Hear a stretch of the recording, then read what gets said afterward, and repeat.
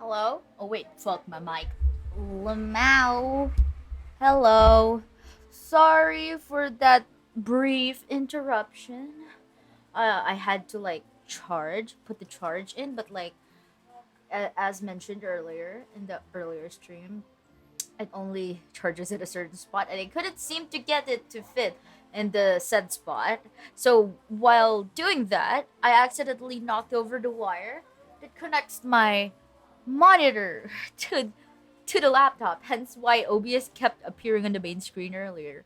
I apologize, I fixed it, and in the meantime, I took the opportunity to grab a snack, so I hope you guys don't mind me chewing on a chocolate bar while we're doing this. And I hope it doesn't affect my voice too badly. Mm-hmm. Mm-hmm. That's fucking good, mate.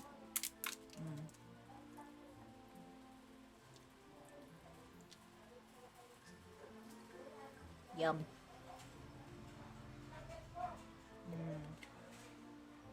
I'm not sure if my mic picks up the people talking in front of the house, but I sure hope that it doesn't. It's the reason why the dogs are barking. I apologize. Okay, let's go.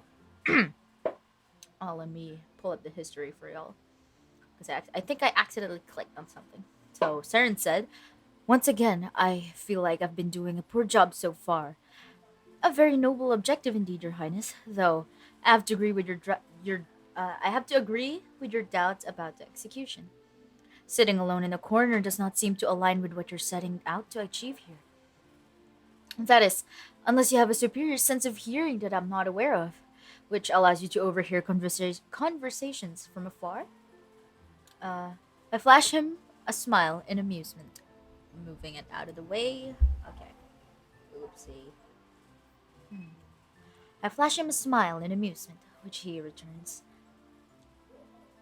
"Unfortunately, I do not. You are most likely accurate in saying I may have gone about this in the wrong way, but." His voice trails off in a sigh, his face darkening with a faint shadow of disappointment. "I'm not quite used to this, I suppose. Well, I know how to remedy this problem. You shall be staying with me at the table for the rest of the evening.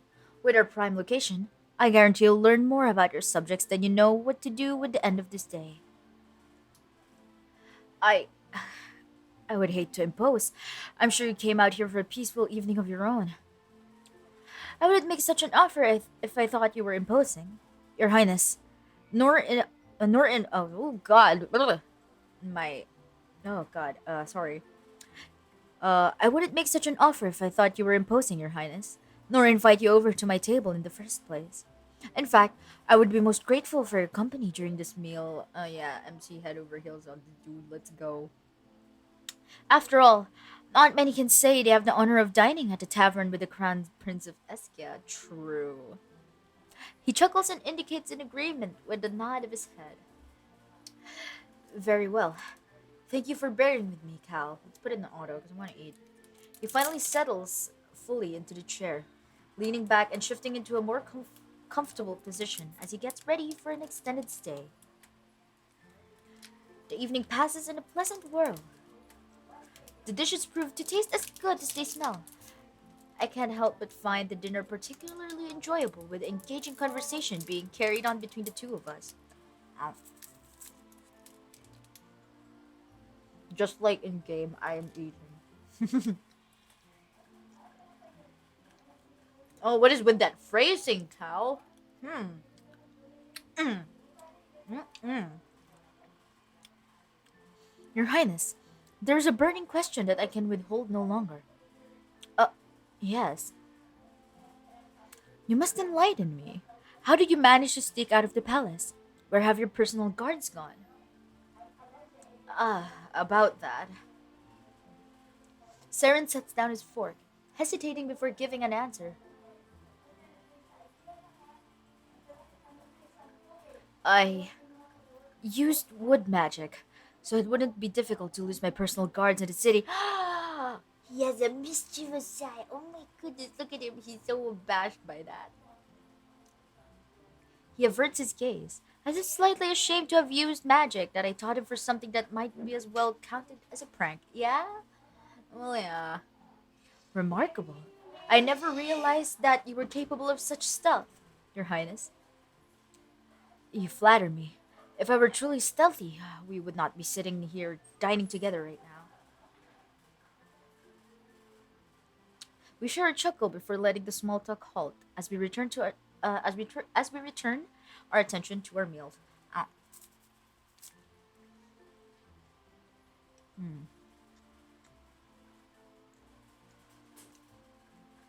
mhm, mm. Hold on, I need to swallow this.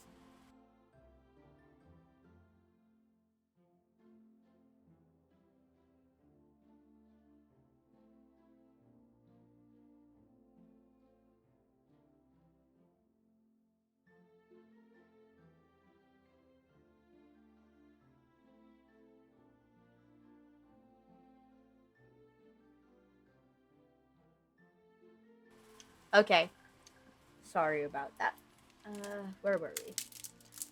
As our table is situated near the center of our establishment, all sorts of exchanges around us easily reach our ears. Whoopsie. Um, Often, Saren would suddenly pause in his speech, tilting his head with ears perked when he catches a particularly interesting topic. Although none of the chatter is of any significance, Saren seems to revel in listening to them, his eyes growing bright with both delight and wonder. He must enjoy being away from the palace more than he usually lets on.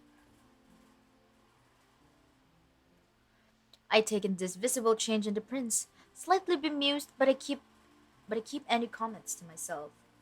Bro, I can't read today, like as always. What is new? What is new about that, honestly? Oh, excuse me.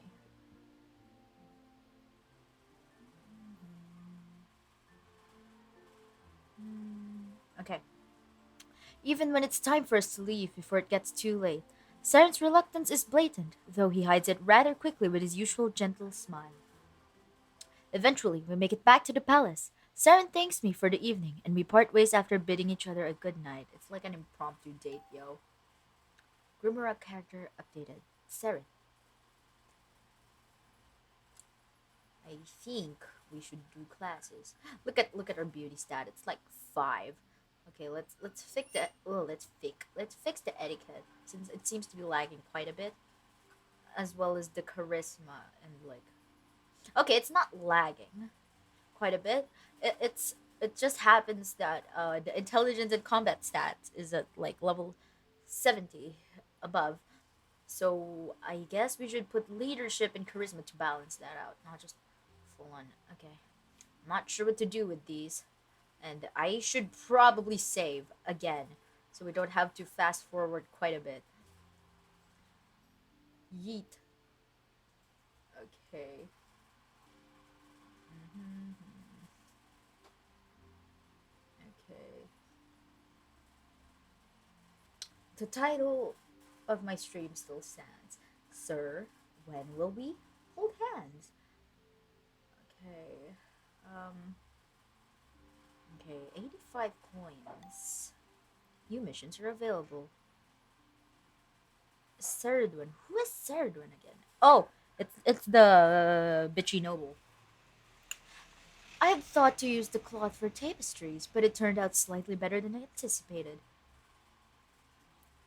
Midway midway to my morning lessons, I find myself caught by Lady Serdwin. Though I suppose it's more apt to say that she's trapped me. She has no handmaiden, and I have no Raphael. I try to say as little as possible, lest I lose my temper and let one or two insulting remarks slip, but that only allows her to speak more. Well, obviously, there was no time to finish the dress, so the event was merely passable instead of extraordinary. I nod tersely, not trusting myself to answer. She seems happy with my silence. You understand, of course, why this is so important for every aspect of the post hunt festival to be perfect, especially every one of my aspects. I don't remember if that's the voice I used for Serdwin in the last tree, but like, who the fuck cares? I don't. She looks at me expectantly. It's only then that I start to remember what. Oh, the hair conditioner. Lemethal. It's one of the strange requests that Raphael has given me. Thankfully, the bottle is small and so valuable. I've taken to carrying it in my pocket. The little, a little something for your hair, Lady Serdwin. As I present the bottle to her, I cannot help but feel a little amused at the situation. Before Raphael's request, I hadn't even imagined one could enchant a conditioner. Man, I haven't conditioned my hair in a while. Well, though it's short, so I don't like wearing conditioner. It's kind of hot on the hair, and especially if the weather's hot, the hair gets oilier than usual. It's very irritating because it sticks to your face, right? I'm not too fond of that. So I'm like I don't know how to keep my hair pretty because I don't put conditioner. My hair is very frizzy. And that's why I like to keep it long because it's easier to maintain. Okay, moving on. Ah, hmm. Despite Sardrin's surprise, her hands quickly close around the small vial, and then her eyes narrow. How can I be sure it works? I smirk, then tug at the ornaments holding my hair in place and shake it out. She gasps involuntarily when the sunlight catches it. Lamau! I was just like, it works because my hair's pretty. What if it's not actually? Okay. Well, well, the mane of the unicorn is well kept, I see. Very good. She quickly wipes the almost excited smile from her face and straightens up. Don't let it get to your head. Until next time, Royal Tutor. At least she's not calling me some random fucking name. Calling me by my proper title. Though I know the tone is probably not the best, but okay. Passable. Yeah. With that, she turns on her heel and leaves. Her head held so high and regal that one might mistake her for a visiting queen. A long sigh escapes me when Ceridwen finally disappears down the corridor. Even still, I can't help but be more than a little annoyed. I hasn't? I think I hadn't planned on entertaining Eskian nobles first thing in the morning. Oh, hi Aurelius. It's been a while. Wait, let me prepare my voice. Mm, the head of House Natharia. I'm impressed. I jump at the sound of Prince Aurelius's voice. Somehow, he managed to sneak up on me. He always does, bro. Granted, I guess that's not exactly hard to do right now. I turn and bow. He nods in return, a book under his arm. I feel my cheeks redden a bit when I remember my loose hair. I can see Prince Aurelius' eyes flicker to it, but he makes no further comment. As I speak, I take a moment to tie it back up. Your Highness. Only then does he what? Only then does what he said register properly. Okay. Wait. She is the head of her house. Since our last encounter, I've done some research. House Natharia is indeed one of the most richest, most powerful houses in all of Eskia, but for some reason, lower in rank that one would expect. Money's not everything, apparently, Lamau.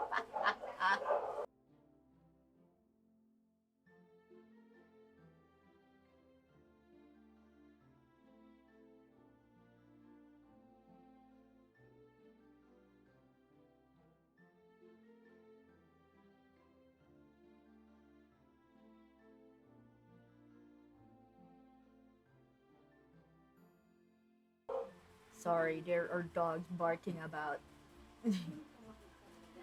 Yes, a remarkable woman, able to hold her power despite her age and her gender. Hey, Aurelius, I don't like your tone about that. But why is House Natharia only a barony? Why not make her a Countess Natharia? No, there's no in there. Oh my god. For example, I'm so surprised by the reveal that I speak out of turn. Thankfully, Prince Aurelius doesn't seem to mind.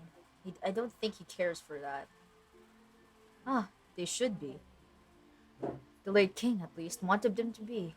However, the old head of their house declined, and Lady Serdwin did the same. Oh, interesting. World building. Live action. Let's go. I suppose she wants them to be a dukedom. Are they not powerful enough for that title? I suppose they are. I can't imagine what sort of request Duchess Natharia would ask of me, so it might be good for her to remain as her current rank. We stand in silence for a moment. Awkward. Prince Aurelius doesn't continue, and I'm sure he has his reasons. See you at the lesson, Rosenkreutz. Oh, yes, of course. Following Prince Aurelius, I can't help but wonder why Lady Serdwin refused to rise in rank. My instincts tell me it's pride. Unless her family can hold the highest title below the royal family, she probably doesn't care much. Speaking of which, why are there no dukes and duchesses in Eskia with the exception of House of Kronos? Oh, I remember this. This was the topic of talking in the ball thing. In the last stream, right? Yeah, let's go. World building, mate. I decided to stop by the classroom earlier than usual this morning to set up the equipment for a practical demonstration.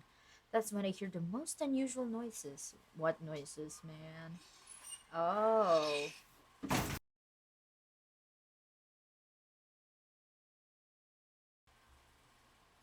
Oh, it's Nazir. Okay. Well, yeah. What wait, let me remember his voice. Let me remember his voice. But dash it, I haven't had the foggiest what any of that meant. Concentrate, Nazir, please. My dear brother, can't you see that if I concentrate any harder, my head will explode and splatter brain matter over our lovely classroom? I can scarcely believe it. Has Nazir decided to appear to class early and is actually applying himself to his studies? Impressive, actually, Lamau. Well, you will need all that brain matter for for the test next week, so I do not suggest you splatter them about. Saren has humor, and there are dogs barking. I apologize. I can't do anything about that. Again, my room is not soundproof, so I'm just. eh. Now, let us go over this passage once more. There comes a groan of agony, followed by a sigh so steeped in despair it can make the stoniest of heart tremble and crack. Okay, hold on. So I think I need to cook rice for dinner. I will be back very shortly. It'll like take less than 5 minutes. You guys can even like time me, okay? I'll leave the background noise open. Oh, interesting. Where did my PNG go? Hello? My BRB screen went away. I don't know where it went. So, that's strange. So, I'll leave this here. I'll be back. Very, very quickly. Where is my mouse going? God.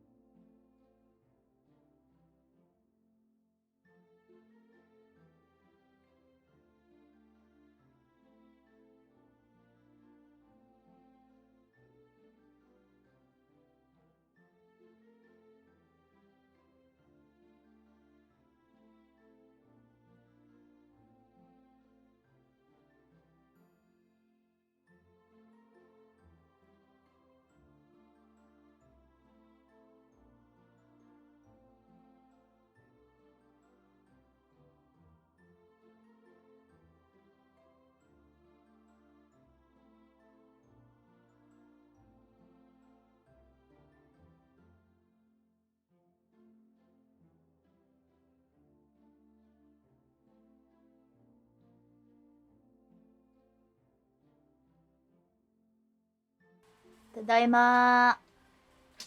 Sorry, it took a bit. The kitchen was quite far. Let me just take a bite out of my chalky bar. Uh, mm-hmm. Mm-hmm. Okay. Where were we? Hmm. Mm. Oh, okay.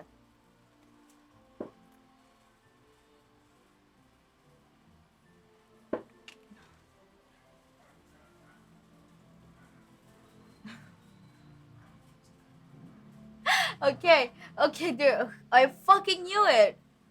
So, I don't know if I've told it on stream yet, but I made a funny remark about this. I posted my schedule yesterday, as I do on a Sunday night, saying that I wanted to maximize my semestral break, and and then I find out, like literally as I was about to sleep, the my 6 a.m. class instructor said, "See you tomorrow," and I was like, "Isn't it semestral break?" And then we were just like, okay, maybe the semestral. Apparently, the semestral break was next week, according to him. So I woke up at 6 a.m. We did the class, but like, there's no other class, which isn't supposed to be. We were supposed to have two more classes after that, and then the day ends. That's why I like streaming on Mondays because I literally have three classes and then it's done. But there was not, and then suddenly I get this message right now that apparently that person made a mistake and it's actually the break to this week, and cool. We get to stream more. That's very cool. I'm happy to hear that. Okay, moving on. At least it's like the funny made its rounds. Lamau. Let's go. There comes a groan of agony, followed by a sigh so steeped in despair it can. Yeah. Oh, hi Valley. Yeah. That was so fucking. It fucking tripped me up so much because I've been being hyped like yes, it's like 3 weeks continuous no classes, woohoo, and then Monday rolls around and I was like, what the fuck? Is time really not real anymore? Poor you though. You only have 4 hours of sleep. I tried to get 6 hours of sleep, which is like my usual sleep time. I tried to like get back into gear because on not class days, I usually like sleep at 12 and then wake up at 11 a.m. So I had to like switch back to class gear, and it was very difficult after 2 weeks of like just waking up at random times and occasionally at 6 a.m. for collabs. Oops, the dogs are barking. Yeah. Oh, to sleep at 12 again. Yeah. I would like to sleep at 12 again later. Anyways, okay, let's go. These boys. I recognize that sound well. It's the sound of Nazir made to study. Okay. Good morning, Your Highnesses. I called cheerily as I entered the class. Cal, good morning.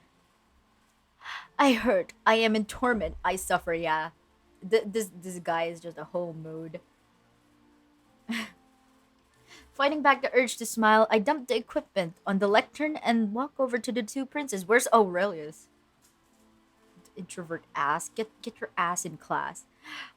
They are sitting side by side, poring over a textbook on the properties of wood magic.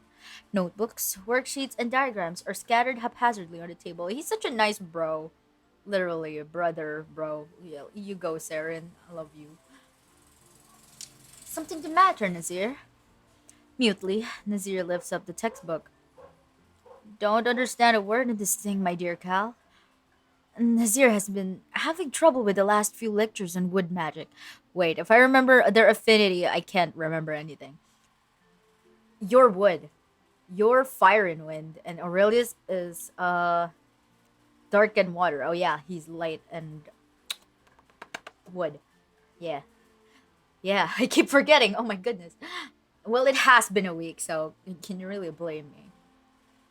Since that's my magical affinity, yeah. He and I decided to come to class before lessons today to figure out why he's having difficulties.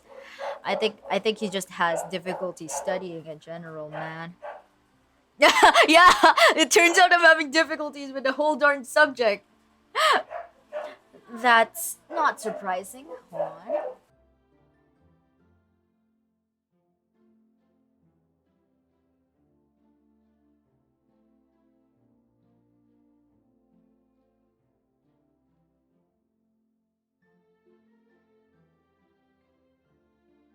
Okay, sorry about that. Mhm. I sit on the chair next to Nazir, smiling to take away the sting from my words. Wood magic is the natural counterpart to your wind magic. Wind magic can be thought of everything as wood magic lacks, whereas wood magic is everything wind magic lacks. Oh, more world building. Interesting. Why should I have to learn it then? My elements are fire and wind. Shouldn't it be enough for me to master these two elements and forget everything else? Yeah, the white-haired guy is the MC. At the start of the game, you can like choose if you want to be the femme-leaning OC or the mask-leaning OC, and then you get to choose pronouns, which I appreciate very much because I'm so tired of playing otome games as a girl and getting gender dysphoria in the middle of it. Bro, I'm so happy. Yeah. I'm sorry if it confused anyone. Yeah. I just like it like that. I haven't played.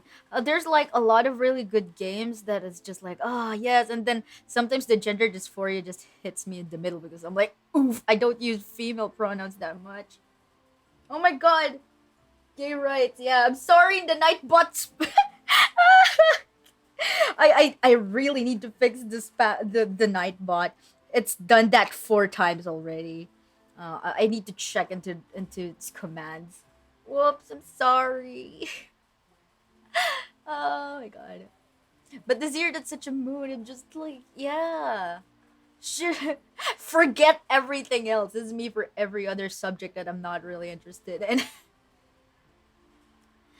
Actually, most mages do that. But yeah, you guys are princess plural. You need to learn these. Which means it'll be fine for me to stop trying to cram this silly textbook, won't it? After all, it's not as if I'll ever actually use it. But I mean, for alchemy, some ingredients. If I need anything crafted with wood magic, I could just ask Saren here. Best way to go about it, right? Division of labor and so on. Man, this man's brain is somewhere else. Wood magic is set for exams, and that's why you have to learn it. We're like, for context, we're like the royal tutor of the three princes. The third prince is out there somewhere, being an introvert. Uh, but these two, they're all related. They're bros, and then our job is like as the royal tutor. There's like a huge controversy on who's doing the succession. Yeah, I'm smart, kinda, I guess. And like our second job is like to discern who's like the best candidate to be like the next king because we're like a third party that's not affiliated with any other uh party, so it's to avoid the conflict of interest. But considering the nature of this game, we will have conflict of interest because we will be romancing some people in here. Oh my god. I don't know how long this game is. It's been a while since I played a long visual novel. God. I don't think I'm smart. Oh, ooh. I don't think I'm smart though because like I have had to go back a few load slots before because we're like, oops, we don't have that object, the item, or like, oops, we need to up that skill, otherwise we'll die. Because it's not just a point and click. There's like aspects to it, like stats. Like sometimes if your stat is below a certain amount by a certain event, some things changes. So it's like based on decision and balancing these things. Yeah. Same with the what do you call this? The route taking, and it's very nice. It's a breath of fresh air from just clicking in a visual novel. Anyway, now show me the parts you have the most trouble with. Ooh, see? I just said that. Wait, what do you mean by that? Wood. Bro, what do you mean? Look at your wood. Your wood's very high. How high do you want your wood to be? I understand because I didn't raise your wood, bruh. Okay, whatever. We'll see. In the end, despite our best efforts, Saren and I were unable to make Nazir understand the topic.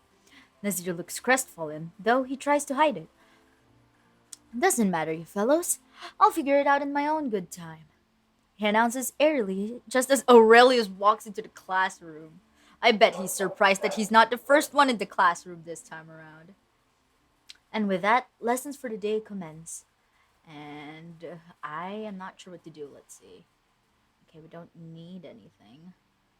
Let's save a return. And then what's her stat? It's still low. Okay. I guess we put her affinity then, if we're going by that logic. God, what is yours?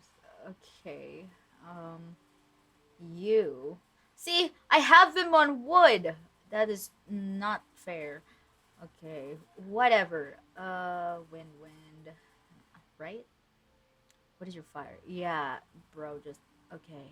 Aurelius, your darkness and water. Okay, just darkness then Lamau. Fire. I don't know. I'm not very smart. Okay, let's go. I don't think we need any items, but if we ever do, we can just backtrack and make it. Oh, Sala. Master Rosenkreutz! Frowning at the interruption in the middle of my work, I look up. Sala has entered my study and is standing before me, hats clasped demurely in front. Good morning, Sala. What is it? The Lord Regent is without. He wishes to see you on a matter of considerable importance. Oh no, what who could he possibly want with me this time? I see. Show him in, please. Surprising, it's not Raphael this time. Right away, Master Rosenkreutz. She bows and slips as quietly out of the room as she came in. I lean back against the chair, the beginning of a frown creasing my brows. Oh noes. What on earth can it be about? Your Grace? Master Rosenkreutz. Hi, sir. My boss. B emoji boss. I rise from my seat as the Lord Regent, his face a little more lined than we first met at the ball, but still as upright and as kind as ever, enters the room.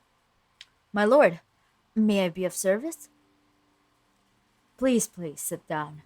I will just be a moment. I will be just a moment, okay? Boss yikes. Yeah. So he's like the temporary head honcho king because while the real king is still being chosen among the three. Hmm. Sala, may we take some tea? Certainly, Your Grace. With another graceful bow, she withdraws from the room, closing the door silently behind her. Now the Lord Regent and I are alone. Our eyes meet and he smiles. I don't trust him actually, but he hasn't done anything overly suspicious. I just don't trust him. His vibes are off. You know? I don't know. Let's sit down. We do. From outside drift the faint chimes of chinaware clinking as Sala prepares tea. I have never been in this room before. You have made it into a very nice study. Thank you, Your Grace. Oh, wait. Ooh, that's not the voice. Thank you, Your Grace. Yes, I don't trust mustache. It's kind of biased, but yeah. May I be so bold to ask what brings you here? When you have instructions, you usually convey to them to me by Raphael. Yeah, that's why I was like, oh, Sala, not Raphael. Okay. The Lord Regent laughs softly. Direct as ever, young Rosenkreutz. No wonder you do not get along with some of our nobility. Yeah, some people hate me, and it's just like realistic. I don't care. Okay, unless it affects the main story heavily, I will fix it if that ever happens. Does this have something to do with them again? Uh, no, not this time. Wait, hold on.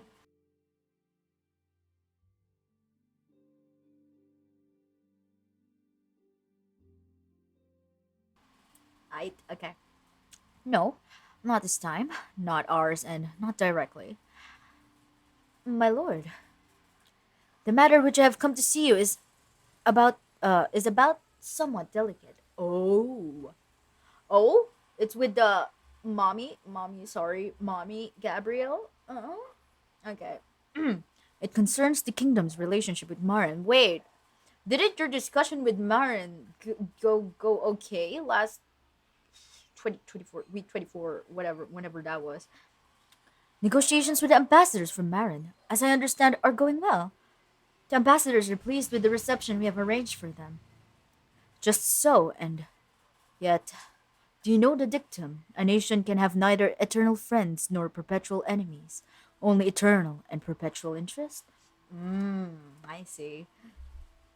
I'm a history nerd. Yes, of course I know. I begin to see. It's just like the MC with eyes emoji. Ah, yes, I see.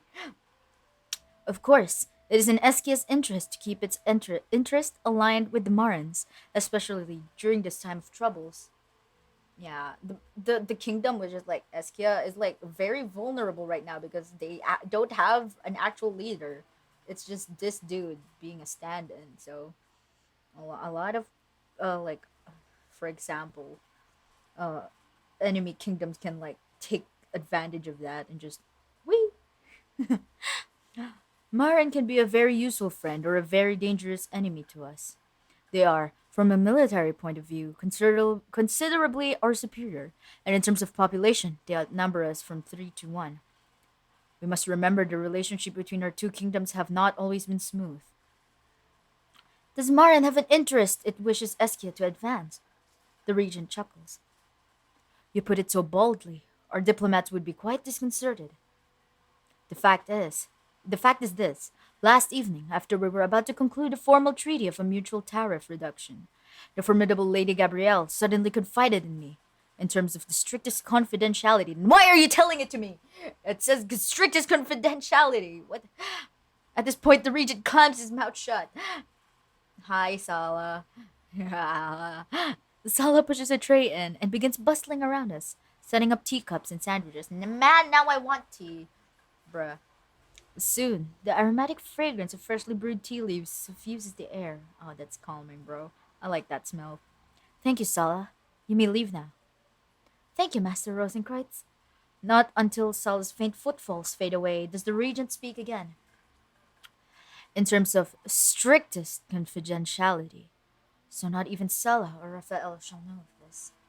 I understand, my lord. Good. Have you heard of the Sval? I have not, I think, if my memory serves correct. We have been in this game very long now. Thank you for the world building drop. Let's go. But who hasn't? The pirates of the uttermost north. Even we have a hard time extending our reach over to them. I chuckle at the memory of the legends I used to read as a child, of the Svalik sea kings and their fantastical exploration and gory duels. Then I remember the subject of the conversation. The Sval are inverted in bruh. The Sval are this is such a trip. The Sval are involved in Eskia, as I said, not directly. According to Lady Gabrielle, the King of Marin remains committed to stamping out slavery within his kingdom. Stamping out as in like removing it? Or stamping as in wait, what context? Oh, okay. Okay. The latter then. The former rather. However, before this generation, I believe Marin also participated in dealing with the thralls. Yes, it wasn't until the current king was crowned that slavery was abolished in Marin. But what does it have to do with us? The late king of Eskia, my brother-in-law, was determined supporter of the Marin's campaign. Not out of self-interest, you understand, but as a matter of principle. I believe he hated slavery as the woo, woo, woo, boy, that is okay. I believe he hated slavery and the Sval slave traders to the core. Oh, in close coordination, the two monarchs had been able to outlaw the possession of thralls within their realms and ban slave trading. But but now that the late king of Eskia is no longer here, the system is breaking down. Ooh, That's some delish world building. I'm gonna have to take notes. I'm bad at exposition dump, and my visual novel script is going nowhere. I have approximately touched the script once this whole January, and I've only added 2 lines of text. It is bothering me, but like, hey, it's better than nothing, I guess. Oh, no, excuse me. Mm, mm, mm.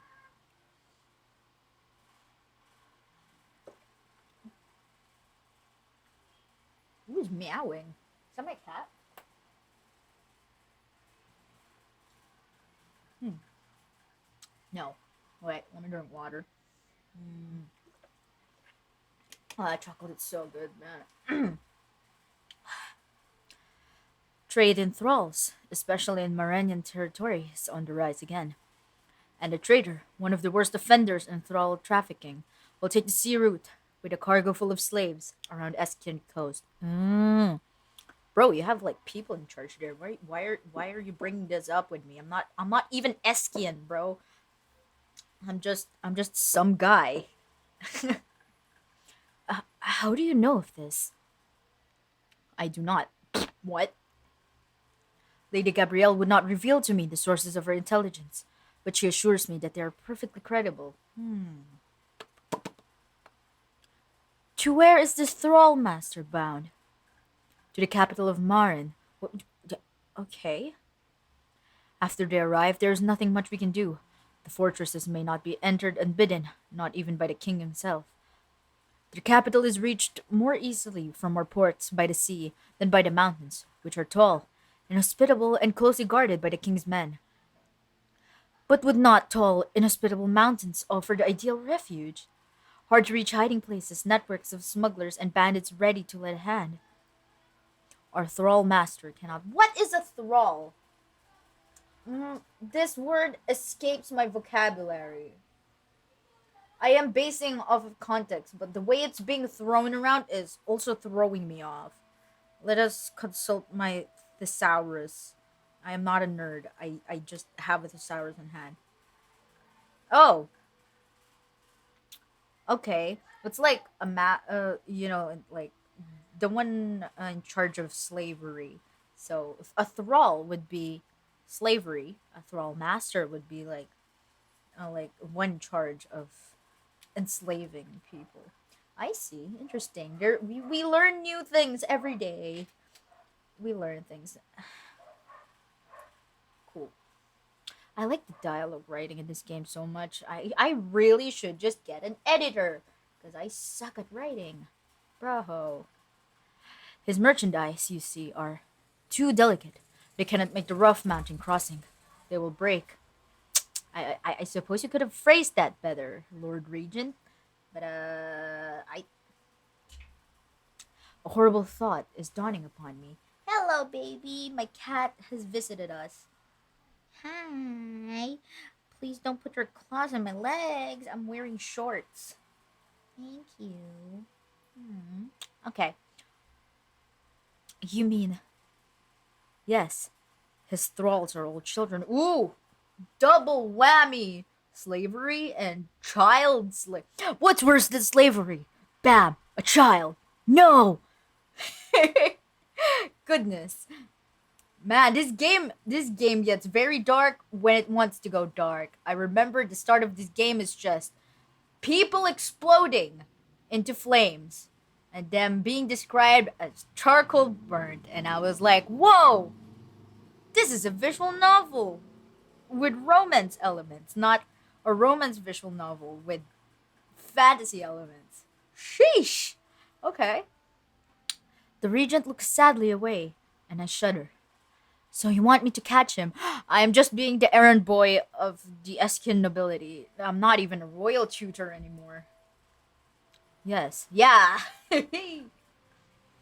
Hand him back to the Morenians as a sign of goodwill. Okay. Oh, bro.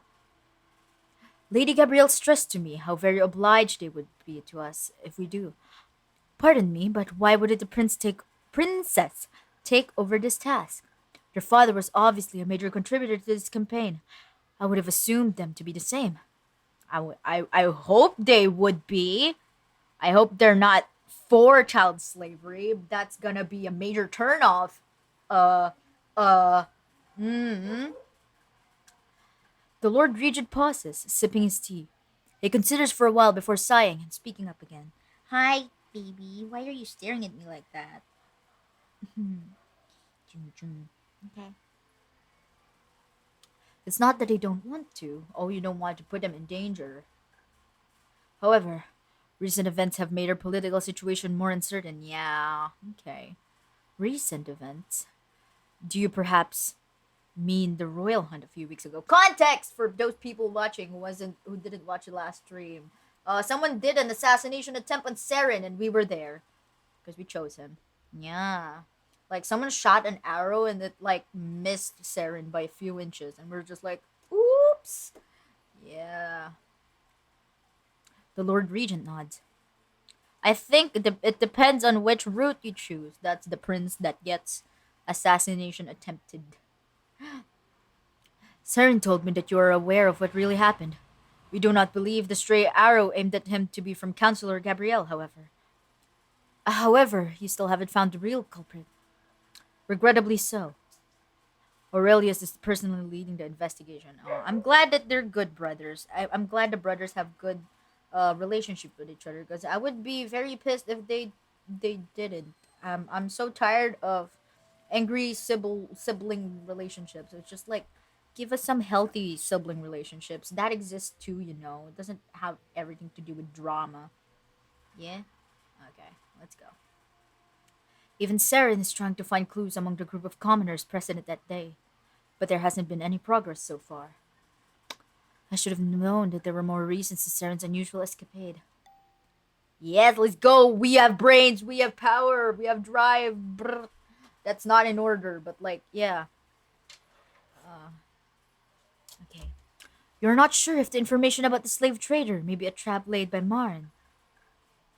Again, you pulled it so boldly, but to be frank, yes, yeah, I am the errand boy. If you were to send out the princess against the Sval master, it would be a declaration of hostility by the Eskian crown against the Sval. And if you just sent a fucking royal tutor from the Rosenkreuz unaffiliated with the fucking Eskian crown, it would be any better. But okay, politics dumbed down in a visual novel. We love to see it. If it were to come to a war, not only would we not only would we be pressured by Marin from the south, but also Sval from the north. So we cannot send the royal family forward. Whereas I, a representative of the High Council, which as everyone knows follows its own policies, I am less of a diplomatic liability, correct? I am truly sorry, young Rosenkreutz. I wouldn't ask you to place yourself in danger if we truly had another choice. I understand. Then, will you do it? I hesitate, while the regent watches me keenly. His expression gives me the shadow of a feeling that more is writing on my reply than he let on. Still, I hesitate. To intercept, fight, and capture a small trial master and his longship is no means undertaking. So, like context again, I've seen MC fight. He's okay. He can hold his own, but because he's powerful, thanks to the lore, it also like backlashes on him. So it's very balanced. We're not some OP shonen protagonist. Also, we're not immune to death. I have died to wolves once, purely because I forgot to upgrade my combat abilities. I just died to wolves, casually. That's the only death. That's the only death ending I've gotten so far. Mm-hmm. Okay. These Vals are by reputation tall, strong, bloodthirsty, and cunning. They regard death and battle as the only certain route to paradise. Is this based on Nordic mythology? Vikings? Because you said Nord. And Sval sounds very. What you call it? There's a word for it. Uh, the whole northern region in Europe. Yeah, that you guys know what it is. I forgot the term. I'm sorry. It's not nomadic. The other one, something. Yeah. Okay, I'm not gonna dwell on that. Um. Okay. I am an alchemist and a tutor, not a war mage, much less a warrior. My arts are fundamentally the arts of peace and progress, not battle and destruction. Surviving the encounters with assassins might have taught me a little combat, but I know I am I'm far from experienced with them. My reading it's unlike the thrall master I am being asked to capture, who has probably spent his adult life sailing, killing, plundering, and raiding. If something goes wrong, he might kill me. Worse, he might break me and turn me into one of his thralls. But I think of the captive children who may not be freed if the traders get away with this. I think of my charges, the young princes forced into their father's footsteps, forced into living up to his reputation. And I think of Seren, who even in moments his life is in immediate danger, continually tries to protect his subjects and keep peace. MC sees Seren as his role model. Let's go, let's go, let's go. I slowly breathe out. I'll do it. Oh, I thought they were gonna give us the option to decline, and then it just bad ends. Oh well, that's fine with me. Um, oh, mm, mm-hmm. Let me just chew this real quick. So good.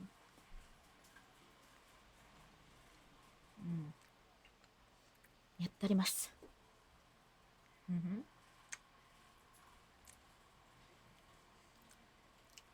Ah, I choke. Fuck. Hey, spook me. Hold on.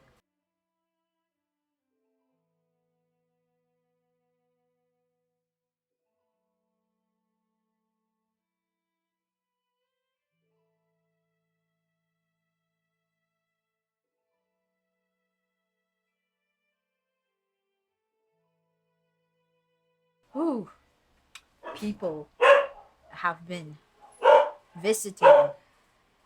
I am sorry. Maybe I should close the mic a bit. I'll let the dog stop barking for a bit.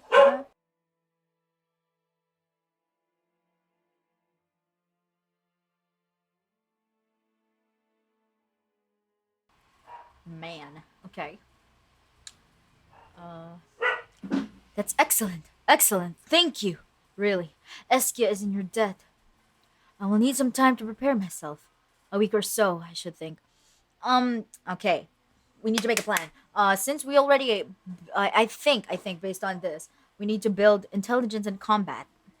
I don't think etiquette will have anything to do with it, but leadership might. So we might mix some of those to so we don't die. Because I bet we have some lots of death flags in here if we're facing with a lot of things in here. When will the thrall master be sailing past Eskia? Also in a week. Lady Gabrielle, or rather her agents through her, will alert us when the Sval longship is approaching. Good. For better or for worse, I have agreed to the Lord Regent's request. It's too late to worry about what might happen now.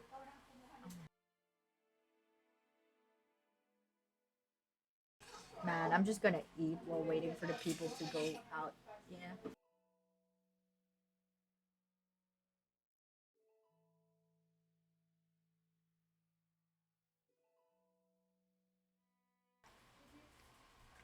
Cal eating ASMR Tuskaru.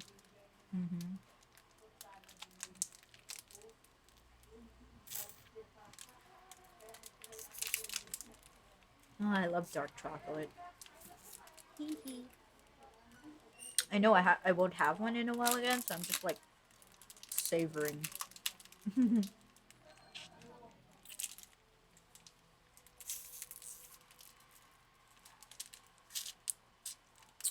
Okay. I have finished my chocolate bar an hour later. I would just get it out of my mouth so I don't mispronounce more words than I already do. Uh, mm-hmm.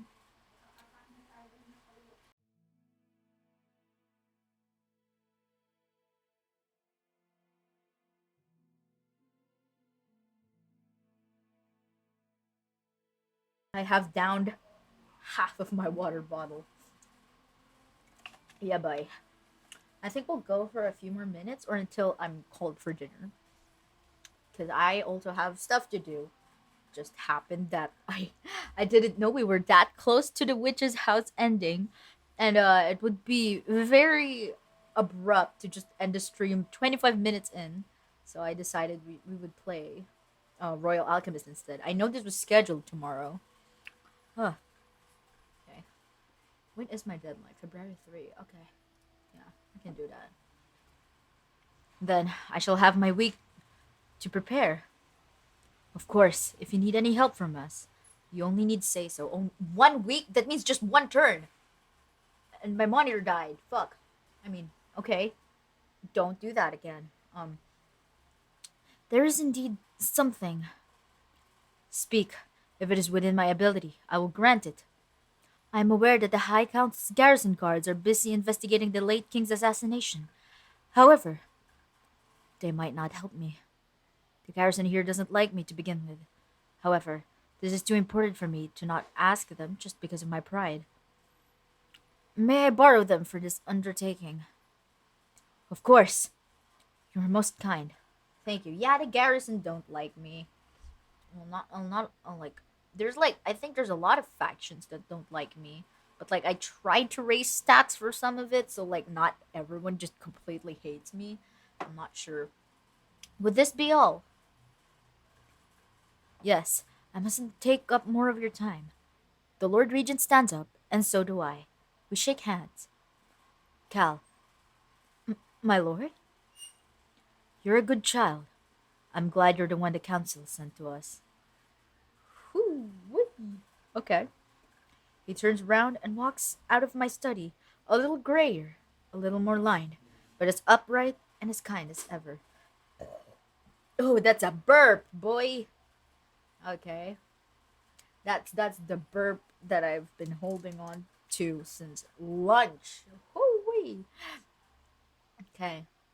Even though I am filled with trepidation of the expedition against the Sval Troll Master, I cannot quite control an insensible smile from spreading over my lips.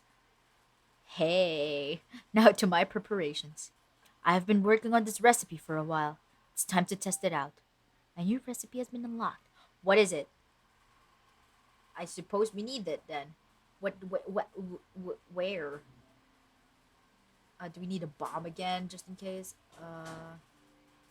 Explosives. We can't. Oh my god. Just in case. Because, like, I know we needed a bomb before. So I just made it just in case. But, like, what do we need? I'm sure it's one of these. And the only sensible thing I can think of is the bomb, the powder, oh yeah, explosives, or the healing salve, just in case. So I'm taking that. What is this? Oh, cloth. I thought that was like fucking cinnamon. I don't know. Okay, we'll just have that. Also save maybe. Yeah. Okay. Okay, I think we have enough, but like just in case, we have this, and I don't think charisma would play to uh play into the thing, but watch me say that as my famous last words, Lamau. So I guess we'll replace it with intelligence, combat, and leadership. The leadership stat comes in weird places, so I'm just like putting all my trust in it. This is the only chance I get before the expedition starts, because the Lord Regent said we have exactly 1 week, and one turn is 1 week. So, yay! Based on the intelligence provided by Lady Gabrielle, the slave dealer should be crossing the isthmus by land rather than both. Hmm. All the same, that's our man. The rider clopping down the winding trail looks tall enough, with his bushy russet beard and fierce gray eyes. His build is muscular, but lean rather than heavy. the build of a predator who lives lean and eats only what he kills. And his friends, all of his friends, flanking him and riding ahead are about a dozen mercenaries. Marenians or local Eskians by the look of their tan and builds. Oof. Rolling behind, guarded closely by two mercenaries, is a huge covered caravan. The picture I am confronted with is exactly like a legitimate trader.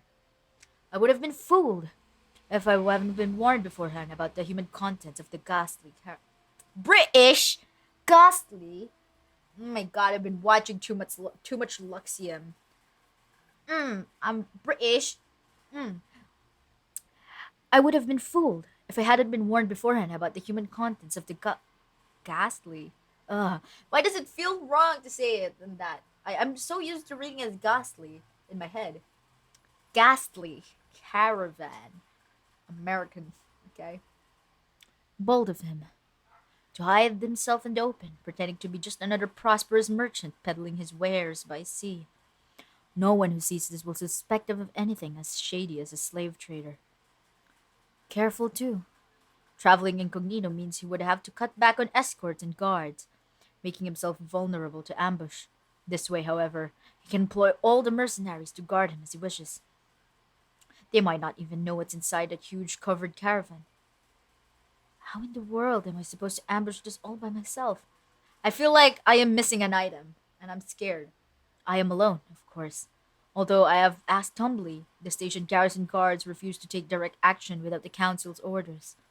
Admittedly, I am acting out of my own accord since, of course, there was no time for a proper correspondence to get my superior's permission. A. I don't know how I got that, but cool. Okay. At the very least, the captain of the garrison imparted some knowledge with me before my departure. My hard worker in Eskia must have convinced them to see me in a more positive light. Oh, Garrison is in the dude. I forgot his name. The guard leader. Uh oh. Do we fight or do? Hey, I like this. Hey, anyone there? What do we do? Do you want some action? I'm more of a non-conflict person. So personally, this though at the very start of the run of the second run rather because like in the demo which I did on my own time I was strictly following by what I believe but I was like curious on what the combat combat focused decisions would do so I'm just what is my intelligence stat is it enough I think it is it doesn't really matter because it's just one digit difference okay so here the captain of the garrison imparted theoretical knowledge. He told me about the different ways of ambush, should I need them. Now I am here facing down the slave trader and his guards. Nothing to do with Eskia. Nothing that will draw the ire of the Sval pirates on the kingdom in its moment of vulnerability. An agent of the High Council on an assignment by the High Council is the impression of is the impression of this operation that must give to the Sval. Needless to say, neither the regent nor I could have expected the slave dealer to travel with such strong escort of mercenaries. I don't have time to get help. He'll reach the borders by tonight, and there's not a chance that I can catch him on Marinian territory, which means I'll have to take him down here and now. But how?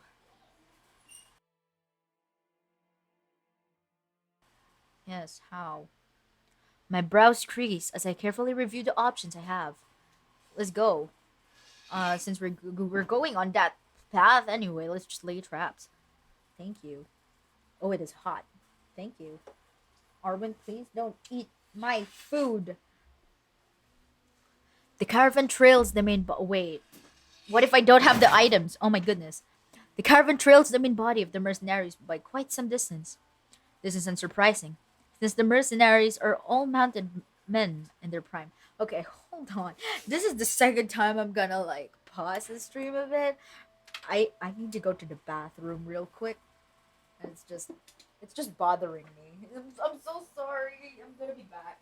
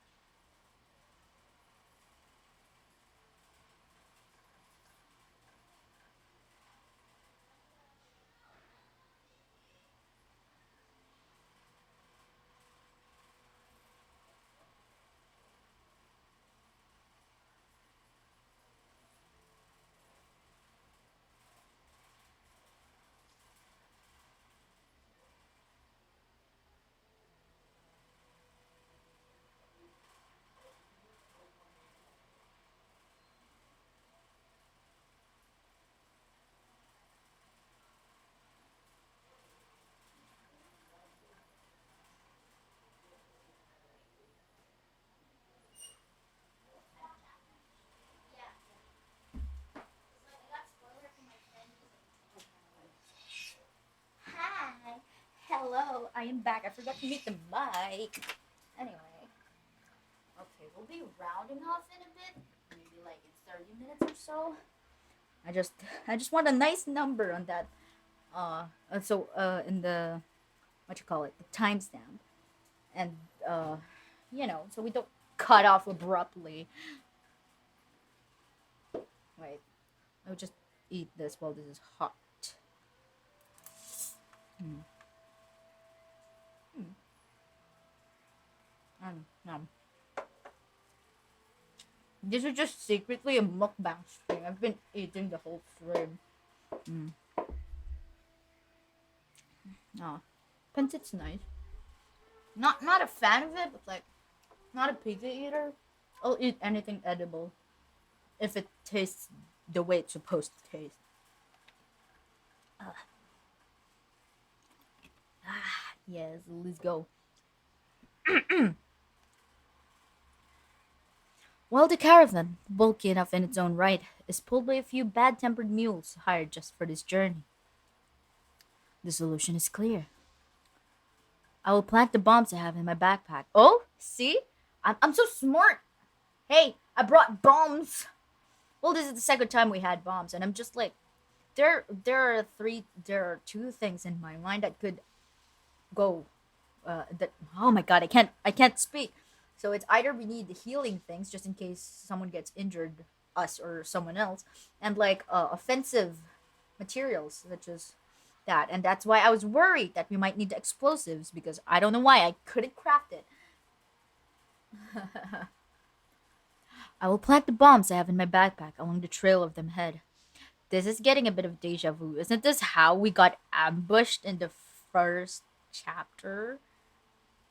Or our escort got exploded to bits and we were the only ones alive. Interesting how the MC learns.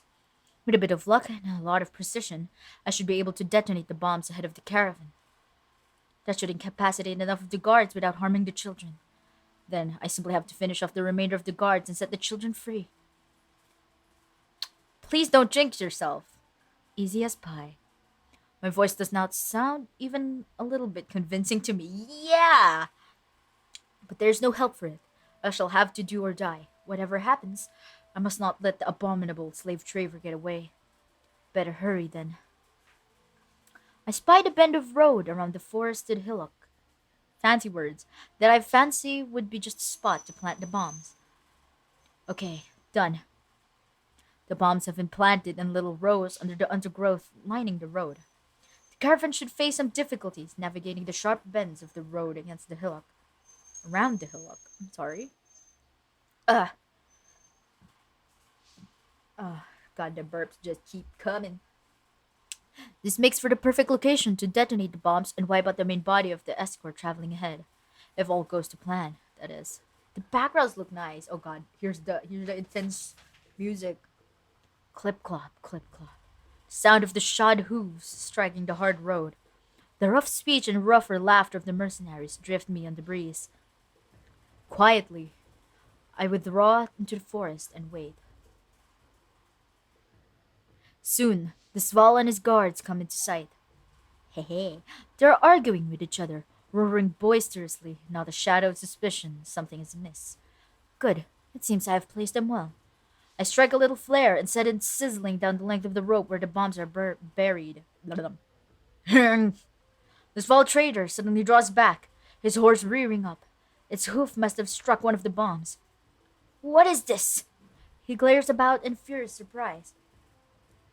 Bombs? Men, we have been ambushed! At his words, the mercenaries scatter into a loose formation, taking cover when they can. Ooh, my ears! Bong! Ow! Why did I put both of my earphones in? That's kinda dumb, but hey, immersive. Ow again. One by one, the bombs detonate, rocking the ground and throwing up piles of earth as fire erupts from the ground. Oh, that's a nice background. The caravan, which is just rounding the corner, stops abruptly. Unfortunately, the bombs are not close enough to damage the two mercenaries guarding it, leaving them alert and unharmed.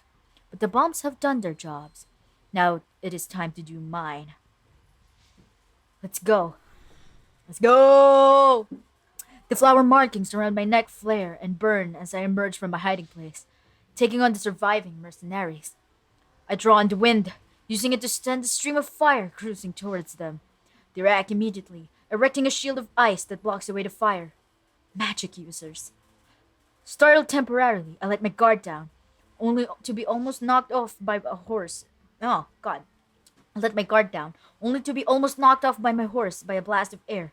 Strong ones, too. To the boot. Kill them! Avenge your fallen comrades! The Sval slave trader had made it through the explosion alive, singed, but otherwise unhurt thanks to the presence of mind. Aware that he rides the head of the vanguard, the Sval had kept his wits had kept his wits together. He galloped straight forward, betting correctly that there should be no bombs in front of him. Huh. I lunged towards him, but the surviving mercenaries swiftly placed themselves between us. Ho ho! You must get past them first. The Sval cries mockingly as he rides away, leaving his grim-faced guards facing me. Though I am confident I can take these two on and win. By the time I defeat them, the Sval would have gotten too far away for me to catch. Curses! A violent blast of air slams into me and knocks me to the ground. Ow! The fall knocks the wind out of my lungs. For a second or two, the world disappears behind a swarm of grainy stars. Blind and gasping for breath, I struggle back to my feet, blinking frantically to try to clear the dots away from my sight. I do so just in time to see and dodge multiple wickedly sharp shards of ice flying in my direction. They impale deep into the ground where I had been a heartbeat ago. Another incoming! I conjure up a small vortex of flame in front of me, melting the ice into harmless steam and water. But even then, the two spellcasters are inching forward, their eyes fierce and predatory. It is obvious that they are war mages, trained in the battle magic and veterans of many fights. Against them, someone whose powers of magic are inclined more to the academic side, like myself, can only expect a hard and desperate fight. I nerve myself for a duel, trying to think of the best counterspell to throw. Then, in an instant, an unearthly light shines from the ground beneath me. There's only one light user in this game so far, at least to us known. It's Saren. Unless that I'm mistaken. A large glowing circle forms, enclosing the two mercenaries and I within its circumference. Dragon's breath. A quiet voice calls somewhere from beneath the shadows. Recollection hits me like a hammer blow. I know who that voice belongs to. More importantly, I remember what that glowing circle does. Without a moment of hesitation, I leap out of the boundary of light. Just in time. Roiling? What is that word? Oh my goodness. Roiling smokes rises from the ground, twisting around the mercenaries, making them choke and pant for air. Brutal? I observed them keenly, knowing the symptoms too well. One of them, probably a stronger one, tries to cast something to dispel the magic, but to no avail. His comrade now joins in, but he too finds the magic failing him. Everyone inside the circle of Dragon's Breath have their magical powers sealed. A most useful piece of magic, although most unorthodox. Deviant, in fact, in nature. Smirking in triumph, I summon up the strongest gust of wind I can and direct them at the haplessly flailing merchants. Sound effects. Noise. It slams them to the ground, knocking them unconscious. Soon, their twitching bodies subside and become motionless. They are not dead, but they should be hurting for quite a long time. Something they richly deserve. Well done. I hear soft footsteps padding up to my back and turn around, a broad grin on my face. Oh! New character! Okay then, bruh, I was expecting Saren. No, I'll eat a huge chunk of pancit to that. Oh. Motherfucker! Oh, hi! Hello. Okay. Hello, pal. What are you doing here? Neri smiles gently for once. Oh.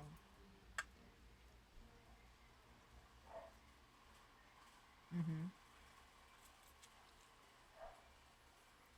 Sorry, this is just really mukbang. Mm.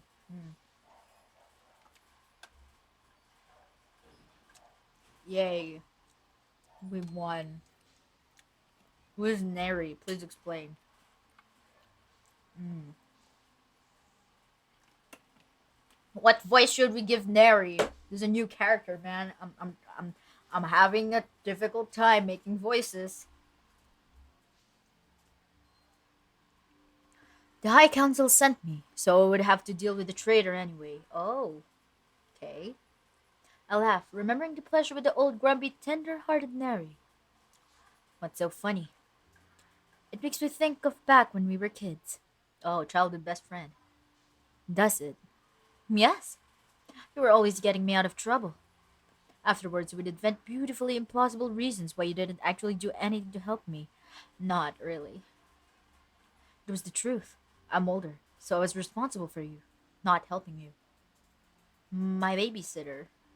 Mary's lips twitch very slightly and has become a straight line again. I wouldn't go that far. I would. I take an appreciative sip of tea, closing my eyes in pleasure at its delicate fragrance. What brings you to this little corner of the world? Bounty hunting. Who's the quarry? Yours? That's Val. Oh, is that so? Mm-hmm. Under the order of the High Council? What else? Why does the Council want that Sval? Not him particularly, but he has something they want. One of the captive children, then. Yes. I lean forward, starting to feel perturbed. Look, Neri, you had better tell me the whole story. Amir Sval. I keep reading that as a Slav, which is wrong. Mm. Amir Sval Slav. Whoa. One more, mistake.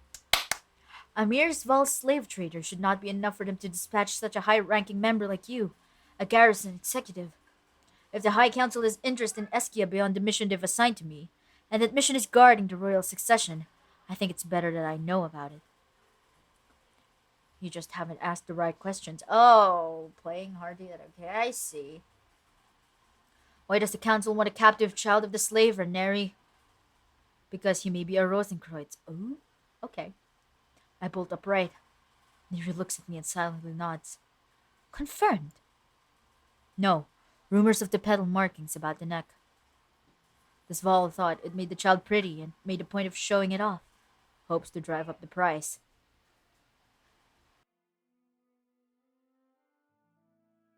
I run a finger around my own birthmarks, which have begun pricking uneasily. He doesn't know the significance of those markings. No, he wouldn't have shown them off if he recognized.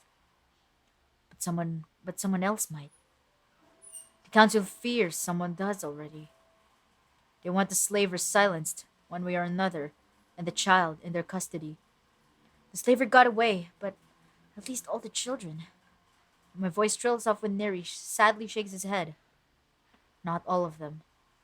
You didn't find the child? Not in this shipment. This Val has two. Oh no. Curse it. Neri smiles and pats my head. So, what are we going to do? You're going to guard the royal succession. I am going after this Val for the second shipment. If you need any help, I have my job. You have yours. All the same, we work well together, don't we? Your family and mine? Of course. We have a long history. No, I mean, you and me. We have a long history, too. Lamau? Exes? What is this? What is going on? Bro. The very faintest blush colors Neri's cheeks. I always do my job, and you always do yours. Yours. That's all. Then why do you always appear to help me out when I need it the most? It's my mission. It's not like I'm concerned for you. Bababaka! Right, you're not. Despite myself, a flicker of something must have shown in my face, because Neri, after he stands up, adds a little haltingly. Although my family wants me to tell you, every one of us Deveries will always stand behind you. Knowing from experience, that's the most I can draw for him at one sitting, and stand up. Shake hands? Gladly. Okay, now I see why Roach has been like rambling on Twitter about the side characters in Royal Alchemist. He's like, why won't you let us date them? I'm like, Hmm. For better or for worse, I am attracted to Lady Gabrielle. I don't know. Mary's kind of cute too. No, I don't like blondes though. So, nah. I'm running out of water. I need to stop eating.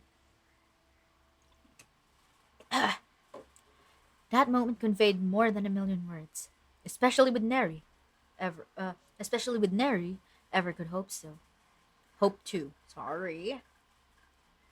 I feel almost overwhelmed, knowing I have someone backing me up, someone who knows about the secret of the Rosenkreuz, someone I don't have to guard against. Then, without a backward glance, Neri turns around and strides out of the room. Achievement unlocked. Grammar updated. Nerifiel. Oh, that's a nice name. I like that.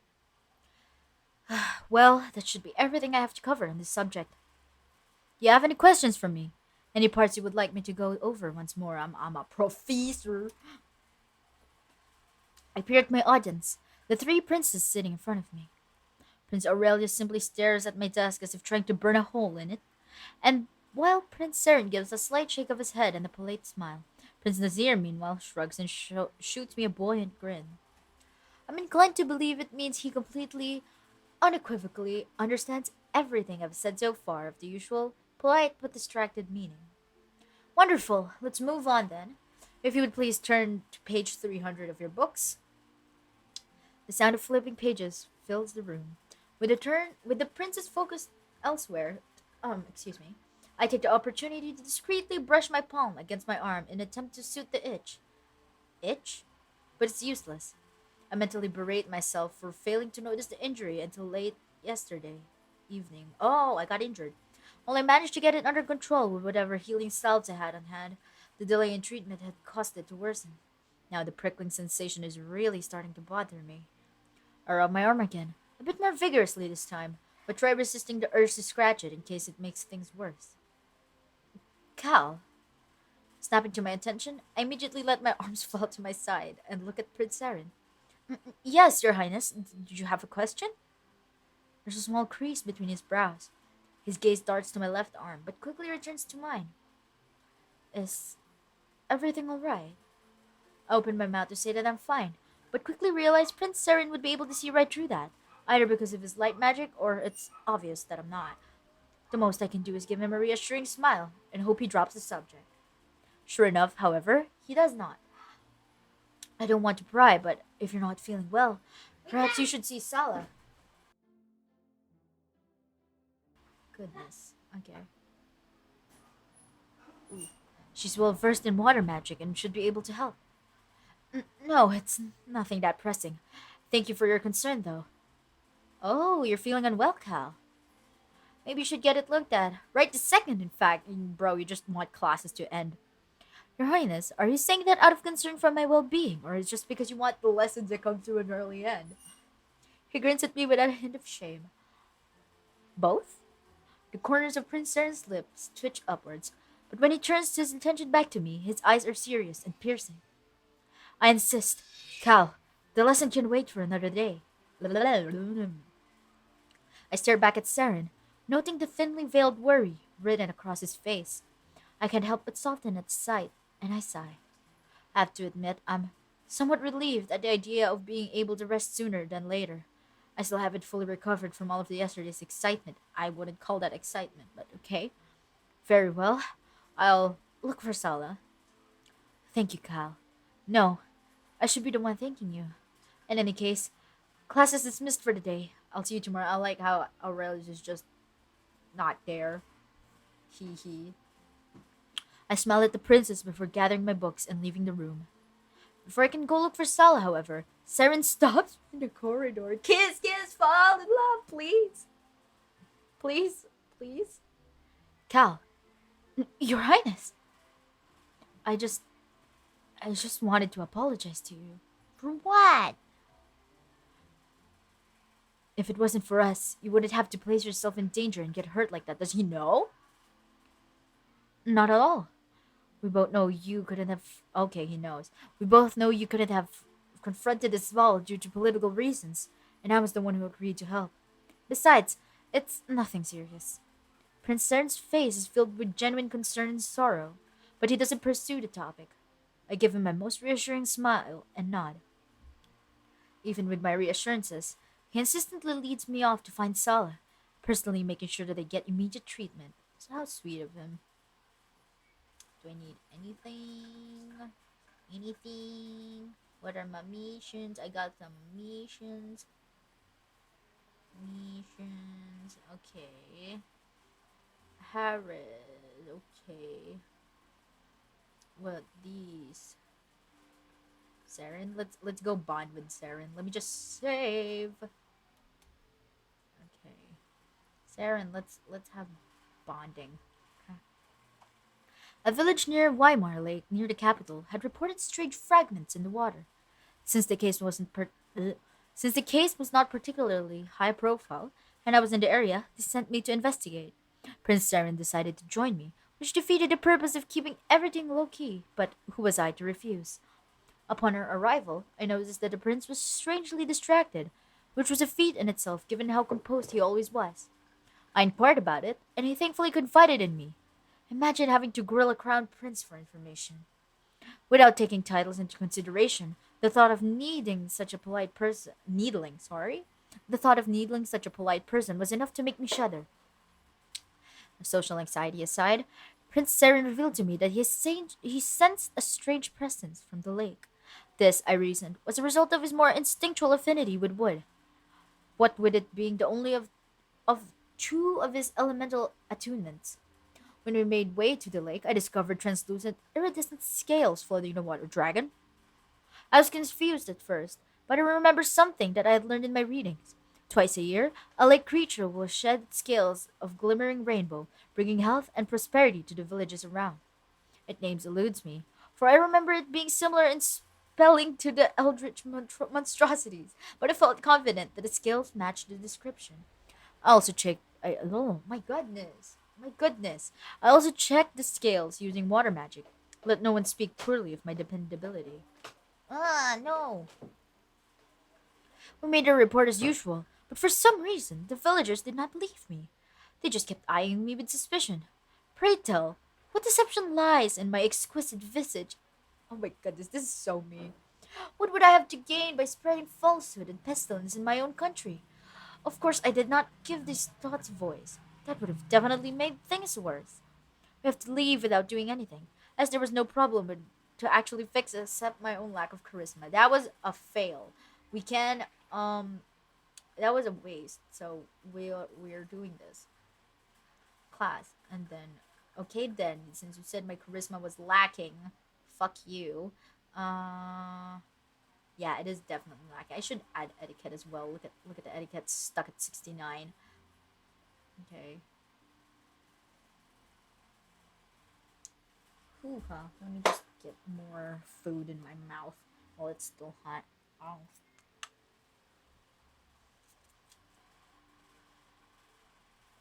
Aw, Mary leaves.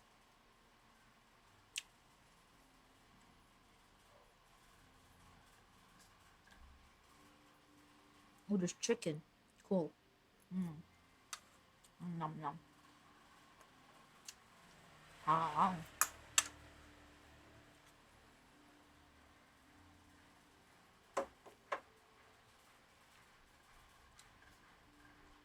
Mm. Okay.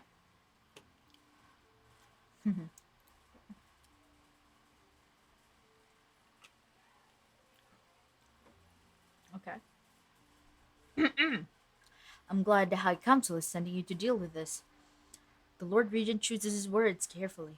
I can see he has given the question of Neri's presence, as an executive of the High Council and no mean mage in his own right, more than some thought. This Val is evidently much better guarded than Lady Gabrielle had been led to believe. I was surprised as well, considering the illicit nature of his errand, that he would surround himself with something as conspicuous as a mercenary band. No one can tell with slave traders. If the Lord Regent thought he can fish for information out of Neri's poker face, he would soon be disabused of this hope. True, and we are very grateful to have you. have you here to deal with this trouble. I have no doubt Cal could deal with this capably. Here, I nearly stumble a step forward when the regent slaps my back. But the princess keep them busy. Thank you for my pronoun. And besides, we are changed on manpower just at present. Happy to help out, sir. Be safe, Neri. I will. You also, Cal. Neri salutes us stiffly, correct, and professional to the last moment. Then he mounts up his horse and rides into the sunrise, his shadow stretching far behind him. There goes our. Oh, oh, that was a burp. Oh, excuse me. There goes our young paladin. There's a melancholic smile on the regent's face. Uh,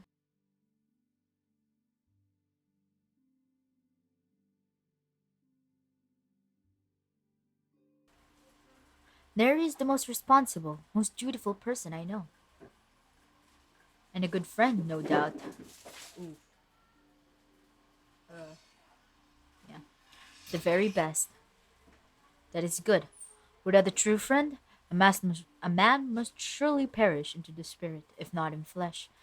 Okay. Neri is nearly out of sight, a little galloping speck in the distance of the city. People say that you are becoming good friends with my nephews, especially with Saren. Ooh, no, sir. I pause, unsure where the Lord Regent is intending to go with his line of questioning. People? Not the nobles, I hope. And then coming from gossipy nobles cannot be good. No, nothing like that. Recently, I had a heartfelt talk with Raphael, who was chiding me for not taking proper care of my health in actuality, and he told me such. I have a relieved sigh and nod. I see. Saren is a studious student. He never fails to apply himself diligently to work, and can always be counted on to have a solid grasp of what has been taught after each class. And if I may be so bold, talking to a knowledgeable person like him is very enjoyable, and teasing him even more so. But I better keep this thought to myself. My heart rejoices to hear you say so. Saren, that child, he's been emotionally repressed ever since his young. Yikes, we're going there. Uh, he admired his father a lot and always strived to become a worthy heir, even at the expense of his own desires. Prince Saren truly cares more about others than himself. Maybe too much sometimes. Just so. Aside from his brothers, he didn't make any friends, so if he would see you like one, I can truly be relieved. The Lord Regent turns around at last, and so do I. Side by side in silence, we climb up the stairs leading back to the palace. The open air market is abuzz with hawkers and vendors, and the stalls compete with one another in how eye catching they are. Oh, new BG? New BG. It is a perfect day. The sun is out, but a light breeze keeps the temperature manageable.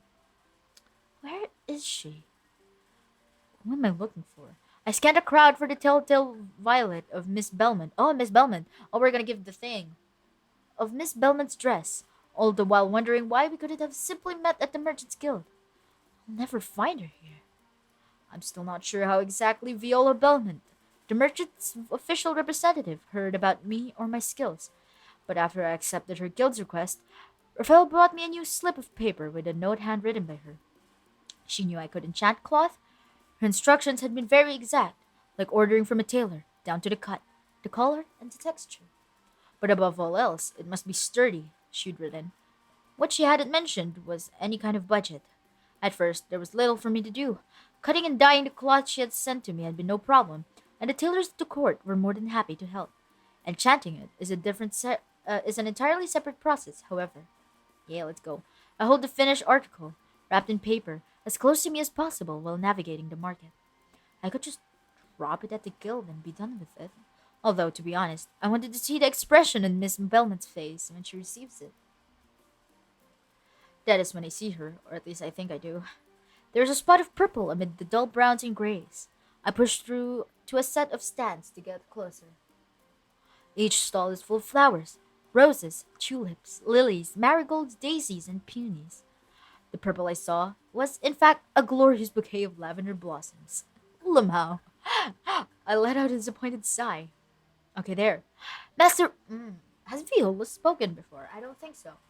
Master Rosencrantz, at long last. I don't think that voice suits her. Let me try again, a bit deeper. Viola straightens up, appearing as if magic from among the flowers. My expression makes her laugh. I bow quickly to hide my blush. Lady Belmont, I have been looking for you. Lady, hmm? Do you know something I don't? I blink at her, confused, until I finally realize my mistake. She may represent the Merchant's Guild, but she won't be of noble standing unless she marries into it. She laughs again, making a show of her peering behind me. Are you perchance hiding a noble suitor asking for my hand in marriage? What a thoughtful gift. I clear my throat. I like her, feeling my cheeks redden with embarrassment. In my defense, she's more finely dressed than most noble women in court. My apologies, Miss Belmont. She feigns a pout. No suitor? Oh well, perhaps you've brought me something else. She smiles and reaches for the wrapped packages I'm carrying. I hand it to her without protest. She carefully undoes the paper. The enchanted cloth catches sunlight. People around us stop and stare. The flower sellers frown as attention is drawn away from their wares. Viola's eyes lit up. Beautiful. And sturdy, just as you requested. It will neither wear nor tear, and no matter the length of the journey, the colors will remain vibrant. She folds the cloth over her arm and feels the fabric, nodding to herself in approval.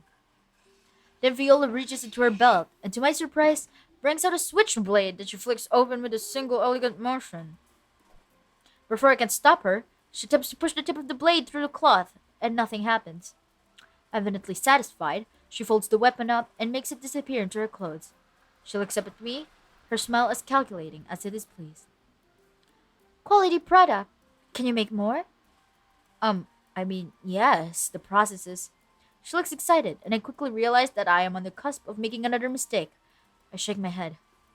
It is very, very expensive and time consuming and difficult. For a moment, she seems to be considering it nonetheless. As she does, her fingers gently caress the fabric. She would happily turn me into a full time enchanter if she could. Finally, she shrugs. A luxury product, then. My favorite kind. Thank you, Master Rosencreutz. Of course, it is my pleasure. I look at the ground, hands behind my back, unsure what to do next. Viola turns back to the flowers and picks a bright pink specimen from the table. The flower seller doesn't even seem to consider charging her for it. Wow. Being pretty has perks. She tucks it into my vest with a little smile, patting it in place like a builder might pat the mortar on a brick. For your trouble. Thank you. She looks at me up and down, one finger pressed contemplatively to her lip, then she nods. There's potential.